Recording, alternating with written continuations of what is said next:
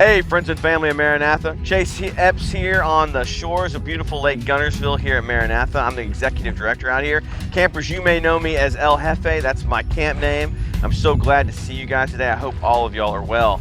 Now I am out doing one of my favorite activities of all times at camp. It's stand-up paddleboarding. Now as I float on the water, it gives us such a unique perspective. I'm not down on the water like a canoe or swimming, but I'm up above and I can see all the things, and it reminds me of one of my favorite stories in the Bible. It's about Jesus doing something amazing. He walked on water. I know, it's never been done since, it's never been done before.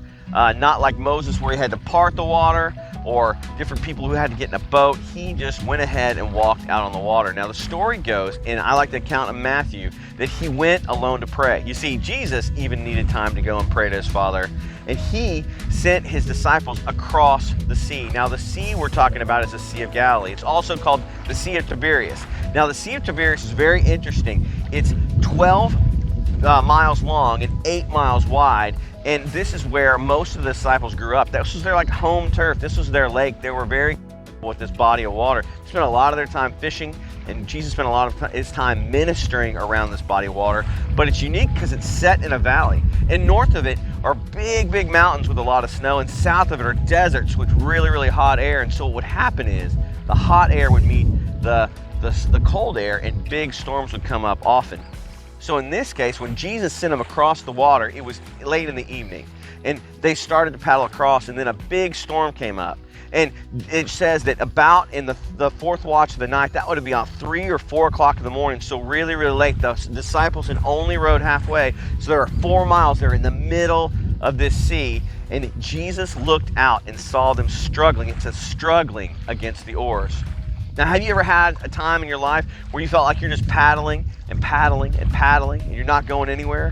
Jesus saw them and took compassion on them. Now, Jesus was fully God and fully man, and he could have fixed their problems. He could have sorted everything out from there on the shore. He could have just winked or snapped his fingers or done whatever. It was Jesus. But instead of that, he decided to go out to them. And just like us, a lot of times when we're having problems, God can fix it from afar. He chooses to wait till we can have an encounter with him, whether it's through his word or through a scripture, through a sermon, or through other believers. A lot of times he'll come reach out to us in that situation. And just like that, he went walking on the water.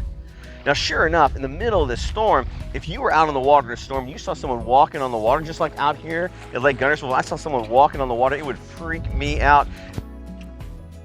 Oh, look, it's a ghost.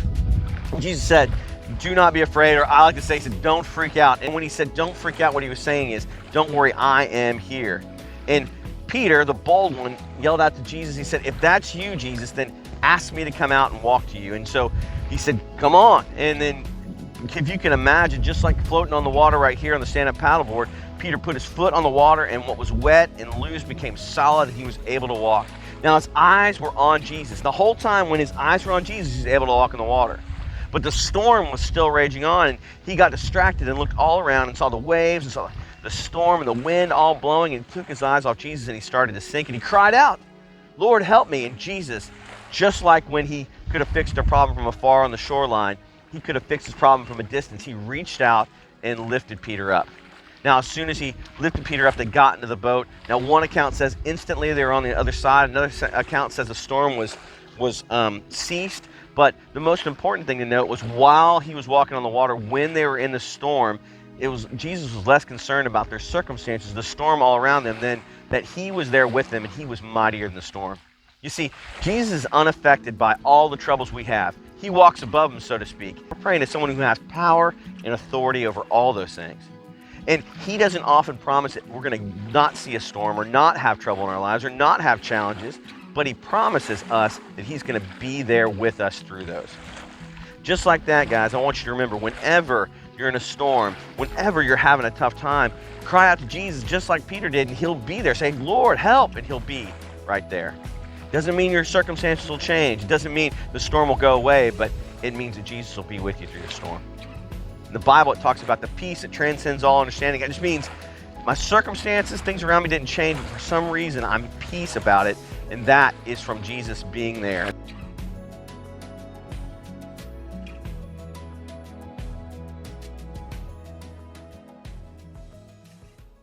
Hey guys, I hope you enjoyed this episode of Camp Live. Join us next week at Tuesday at 10 o'clock for our second episode. Can't wait to see you there. Bye.